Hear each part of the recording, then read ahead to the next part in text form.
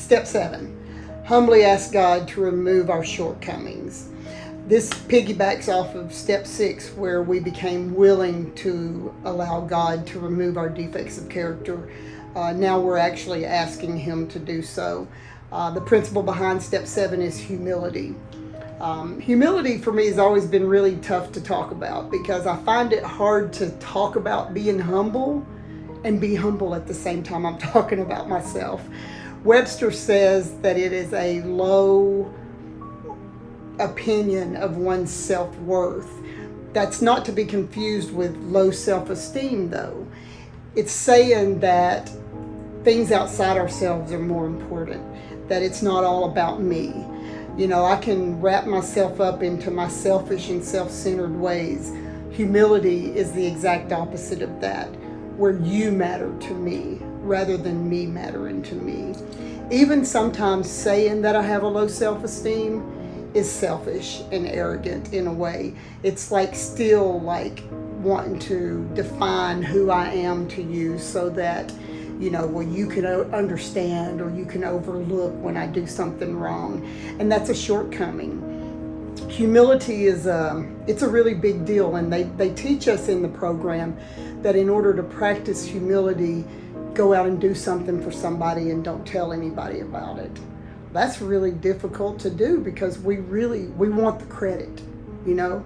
I want dibs for what I do for you.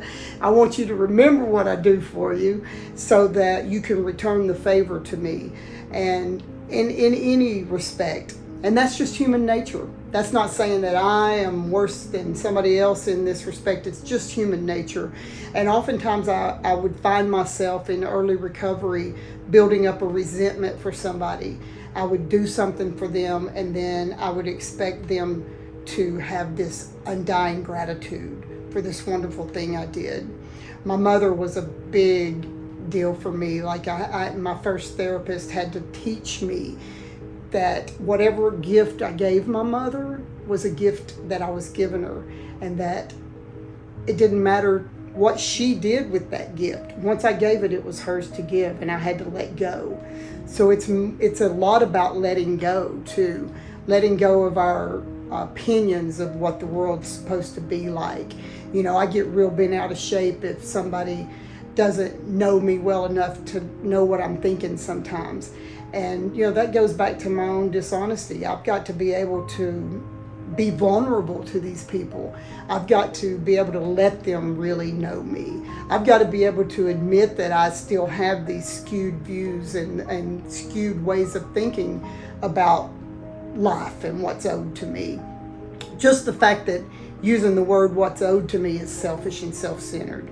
So humility, it's a big deal for me. And a lot of times we talk about it in the meeting, and it's like honesty. Honesty and humility, they're like the shortest meetings ever, because we know nothing about them. So that kind of moves us into step 8. Step 8 is to made a list of all persons we had harmed and became willing to make amends to them all. So here again, we talk about willingness. If you've not noticed to this point, the spiritual principles behind the steps intertwine, overlap.